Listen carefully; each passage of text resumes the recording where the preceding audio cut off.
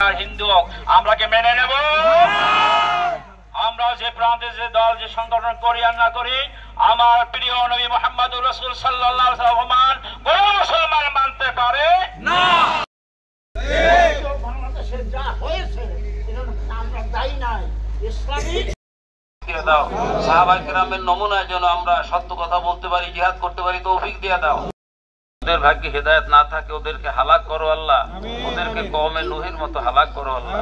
যে সমস্ত রাষ্ট্র তোমার এই রসুলের যারা দুর্নাম করে, তাদেরকে যা কটাক্ষ করে, যে সমস্ত রাষ্ট্র সমর্থন দেয় আল্লাহ, ওদেরকে হেদায়েত করো।